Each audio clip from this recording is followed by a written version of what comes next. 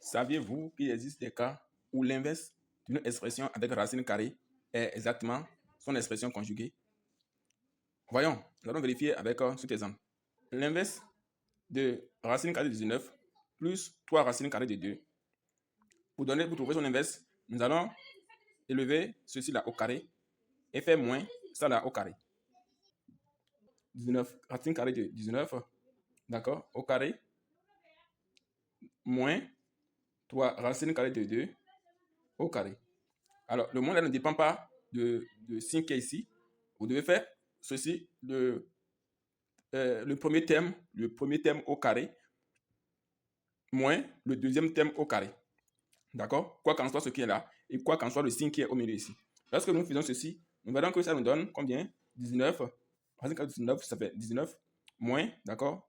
3 au carré, ça fait 9 fois 2, moins 18, ce qui nous donne 1. Vous voyez? Donc, ça veut dire que le premier thème au carré moins le deuxième thème au carré nous donne 1. Dans ce cas, ça veut dire que l'inverse de racine carrée de 19 plus 3 racines carrées de 2 est l'expression conjuguée de cette expression. Donc, son inverse est racine carrée de 19, d'accord, moins 3 racines carrées de 2. Voilà.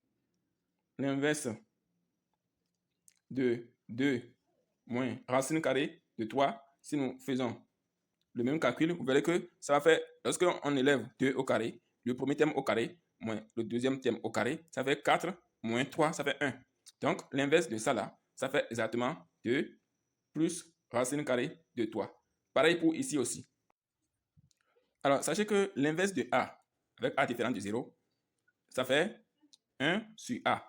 Lorsque vous faites 1 sur A, c'est 1 sur A est l'inverse de A. C'est la règle même ça. Maintenant, vous devez savoir que lorsque vous trouvez le nombre et son inverse, si vous faites le nombre même fois son inverse, vous devez toujours trouver 1. D'accord? Vous devez toujours trouver 1. Donc, si une expression, d'accord, fois son expression conjuguée, comme on a le cas ici, donne 1, alors ça veut dire que ces expressions sont conjuguées de l'une à l'autre, mais aussi sont aussi l'inverse de l'une à l'autre. Alors, retenez bien que l'inverse et l'expression conjuguée sont différents, sont deux choses très différentes. Même parfois, ils deviennent identiques.